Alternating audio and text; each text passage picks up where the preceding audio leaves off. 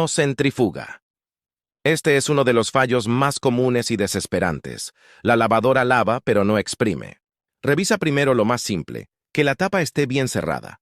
Que el seguro de tapa funcione. Si eso no es, puede ser un problema de motor, banda o capacitor. Cuando el capacitor se daña, el motor intenta arrancar, pero solo zumba. Y aquí viene un consejo profesional. Nunca fuerces la lavadora a girar con la mano para ayudarla. Podrías dañar el eje o el motor definitivamente.